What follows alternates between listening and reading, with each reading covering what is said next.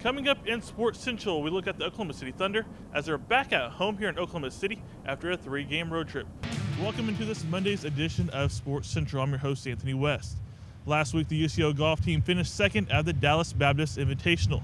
Thank you, Chris. I'm here at the AT&T Breakdown Ballpark down here in downtown Oklahoma City, where our very own UC Central Broncos take on the University of Science and Arts of Oklahoma. Thank you, Chris. Yesterday in Sports Central, we looked at the highlights of UCO spring game. Today in Sports Central, we will highlight just the offensive side of the ball. Could the Red Hawk Bulldogs hold off Lawton after a fast Cameron Doolittle start? Let's take a look. Memorial at Lawton. First quarter, Cameron Doolittle back to pass. He has no one open, so he's going to take off and run. Look at Doolittle go, making guys miss left and right, and he uses a nice stiff arm before getting tackled just shy of the 50-yard line. And welcome to this Monday's edition of Sports Central. The Bronze and Blue baseball team traveled to San Angelo, Texas over the weekend. UCO lost a single game Friday 2-1. Welcome into this Wednesday's edition of Sports Central. Lady Broncos continued their long road trip with a stop at number 16th ranked Emporia State.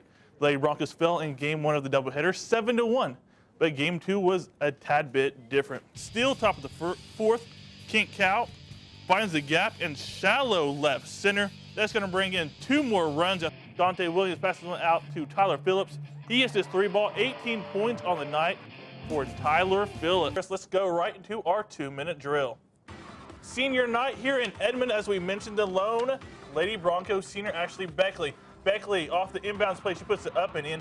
27 points on the night for her. She was also named LSC Defensive Player of the Week. He will be a sophomore this coming up year. He didn't get a lot of playing time last year, but he will get playing time. He's one of those guys you want on the field as much as possible. That's Terry Battle. Okay, Clock at the butt right here for UCO. Clock and the second baseman, Landon McCall, would collide like Howie Day at a UCO concert that no one went to. No need to fight, guys. He hasn't had a hit since 2003. Kevin Blue steps up to the plate. That goes yard. He had a hit yesterday. There's another leader for the Broncos, Courtney Allen with a jumper. She finished with 8 points on the night for the Lady Broncos. They would win 81-76. There's Bobby the Bear. He's not endorsed by UCO, but he is endorsed by the Bronco Blitz. 3-run home run. It's 3-0 already. Starting pitcher Jordan Stover with a K right here. Stern gave up 6 hits, 1 run, and struck out 10.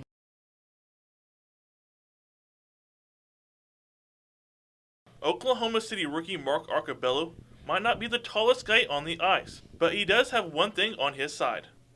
Try to use my speed, my skills to, make up for my lack of size.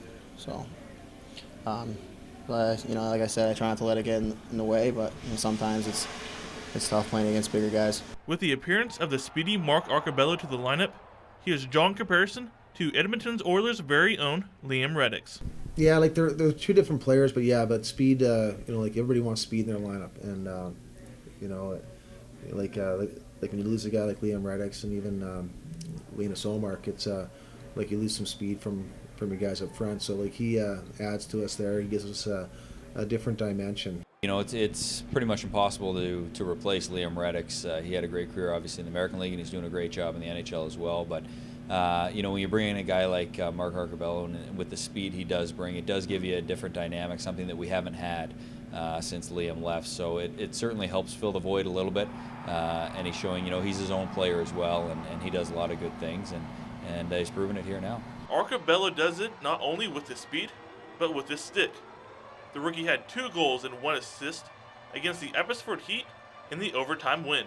Puck kind of squirted loose, and there was a race for it, and Anthony Aiello got to it first and made a nice move around the guy. Gave it to Arcobello, who saw him going to the net, and their defenseman committed to Arcobello, and there was a wide open net for Anthony. Just kind of went to my backhand and dished it to Arcobello, and he had his head up and made an excellent pass right back to me, and I had a wide open net in front of me. I don't even know where the goalie was, so it was great for me to win overtime, and Arco made a great play to get it to me. Mark Arcobello started the year off in Stockton, California, but when he was called up to Oklahoma City, it took him a couple of games to settle down and just relax.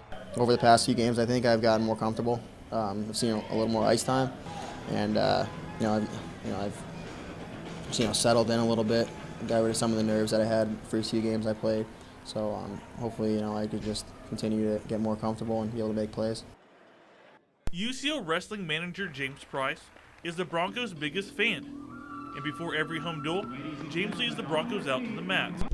Yes, my son is James Price, and he's 22 years old, and he is from Edmond, graduated from Edmond North High School in 2007. He became involved with wrestling when he went into the 9th grade at North. The two coaches that were wrestling, Rick Bolenbach and Larry Tettleton, wanted him to come and help with wrestling, and they knew him from Sequoia Middle School. So they encouraged him to come and help with the sport. And at the same time, at North, he was also involved in the baseball team, and he was considered part of the team also. He was in the dugout cheering the boys on at North. But there is something some might not know about James. Okay, yes, he does have autism, and he was diagnosed with autism when he was about 2.5 years old. And he didn't develop properly like most young toddlers. And then his speech is very,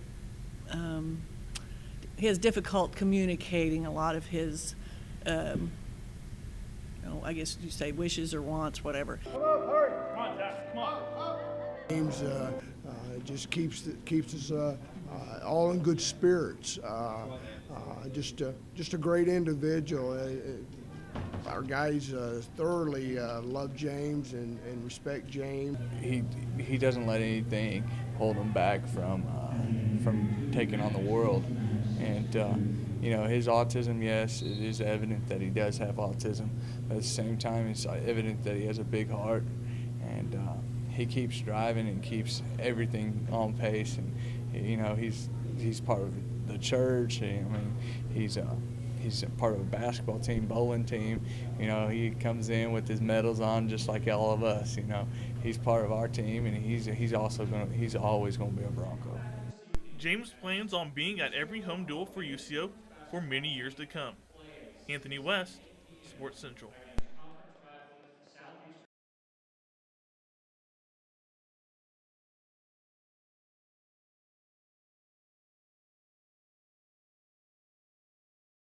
Very next